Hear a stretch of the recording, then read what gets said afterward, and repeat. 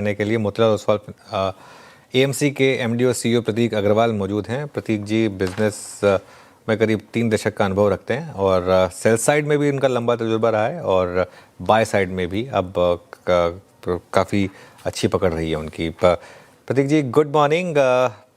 Market में एक समय बिताया जहां पर नेगेटिव रिटर्न्स रहे, लेकिन उसके बाद पिछले 3-4 महीने से मूव अच्छे रहे हैं, खासतौर से जीएसटी कट के बाद। पिछला अर्निंग सीजन भी ठीक ठाक रहा, इस बार के ऑटो सेल्स भी अब तक ठीक ठाक रहे हैं। क्या एक नई तेजी की शुरुआत हुई है? आज ऑब्वियसली मार्केट नीचे है, लेकिन अदरवाइज क्या एक बुलिश व्यू बनेगा यहाँ पर मार्केट पर? मार्केट में इकोनॉमी में कई सारी पॉजिटिव चीजें हुई हैं ओवर लास्ट 1 ईयर।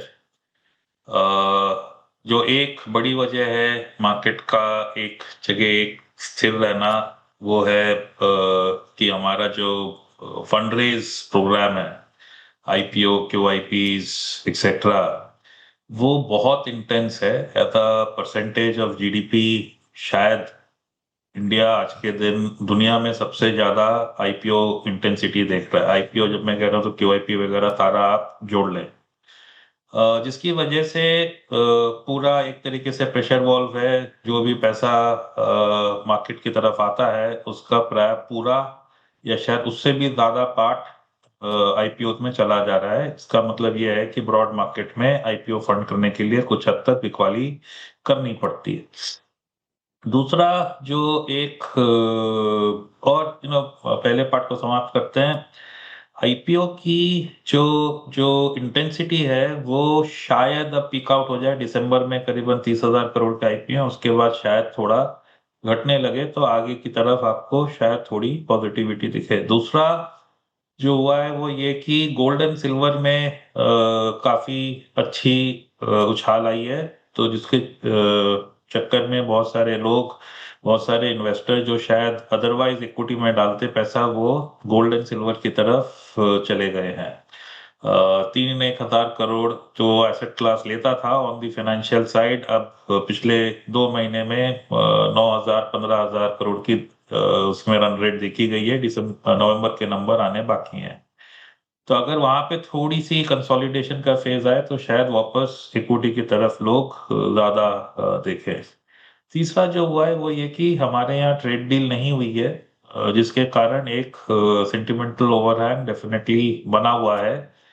अगर वो होती है तो शायद एक वर्चुअस साइकिल, जिसमें अगर वो अच्छी डील होती है, it's a deal at the end of the day, if it is a win win deal, then एक वर्चुअस साइकिल आपको शायद देखने को मिले, जिसमें करेंसी में शायद थोड़ी तेजी आए, जो 90 की तरफ जा रहा है एक करेक्शन आए, और वो शायद आरबीआई को डाटस दे कि भाई रेट कट किया जा सकता है, लिक्विडिटी इंक्रीज की जा सकती है, and that will be a good nice tailwind for the market.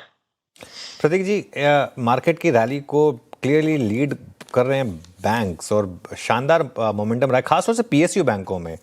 यहाँ पर आपका क्या व्यू होगा, पीएसयू बैंकों में भी और साथ ही ओवरऑल इवन प्राइवेट बैंक्स में? नहीं, सो बराबर बात है। ये क्षेत्र जो है वो देखा जाए तो थोड़ा सस्ता हो गया था, तो थोड़ा सा बाउंस बैक आना लाजमी था। पर अगर मान लीजिए 25 से 50 बिप की रेट कट आती है आरबीआई की, तो जो एक बहुत बड़ी अटकलें लगाई जा रही हैं कि बैंक की जो निम्स हैं वो अब बॉटम आउट हो गई हैं, उनमें शायद एक रीसेट होगा। पीएसयू बैंक्स, हमारा भी मानना है, could do better than private, क्योंकि आज के दिन दोनों की जो बड़े बड़े बैंक हैं उनकी ग्रोथ सिमिलर हो गई है, और वैल्यूएशन पीएसयू बैंक्स की काफी कम है वर्सेस प्राइवेट सेक्टर।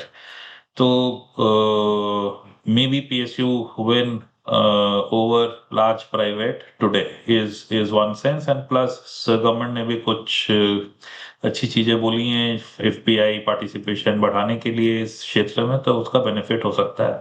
पर अगर आरबीआई की रेट कट आती है तो हमें लगता है कि शायद एनबीएफसीज को बेनिफिट होगा, पीएसयूज को या बैंकों को फिर से एक राउंड ऑफ निम सस्टेनेंस के लिए फाइट करनी पड़ेगी। तो थोड़ा सा शायद ये प्रीमेच्योर है। ओके प्रतीक जी, गुड मॉर्निंग। श्रेया बात कर रही हूँ। मेरा सवाल भी हालांकि आरबीआई पॉलिसी पर ही था। थोड़ा आपने कहा कि हो भी सकता नहीं भी हो सकता, और जिस तरीके से जीडीपी के आंकड़े आए हैं तो कई सारे अब जो एक बड़ा तबका है जो ये मान के चल रहा है शायद अब रेट कट ना हो। आपका स्टैंड क्या है आरबीआई पॉलिसी को लेकर? क्या एक्सपेक्टेशंस कर रहे हैं आप?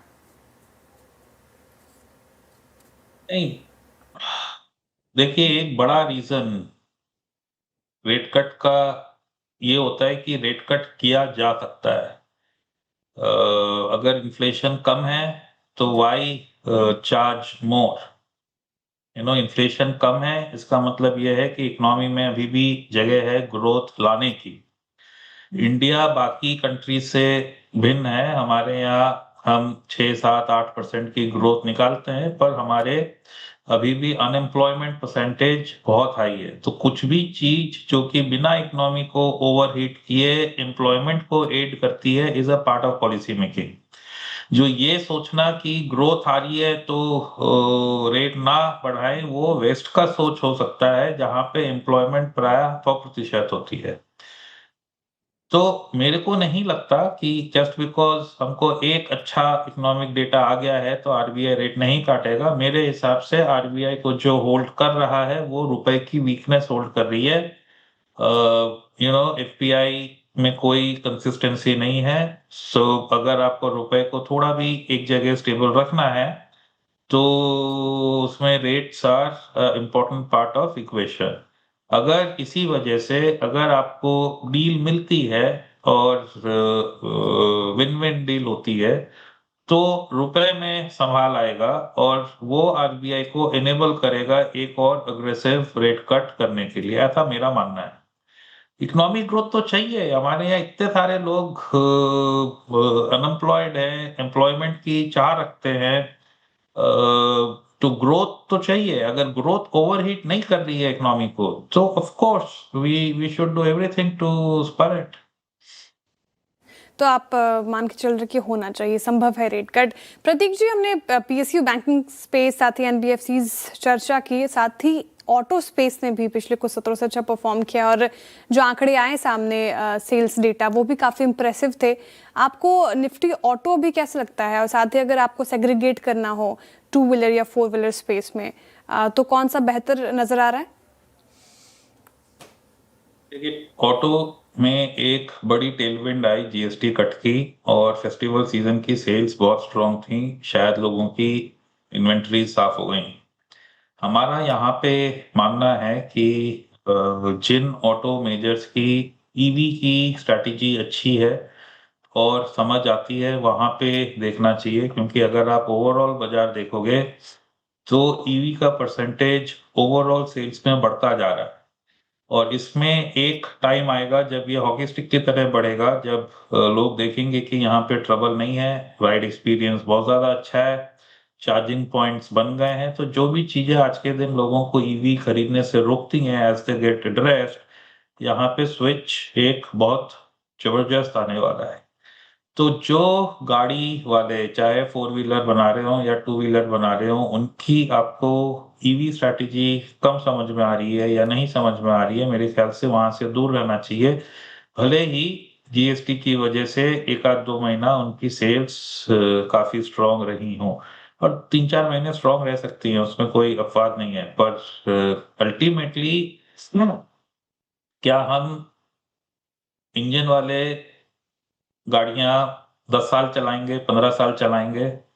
अगर नहीं तो इनकी वैल्यूएशन में 15, 20, 25 की जो पी है वो रिकवर नहीं होती है। ओके, तो आपको देखना है कि अगर ईवी फ्यूचर है तो कौन सी कंपनी का EV strategy is in place, कौन सी कंपनी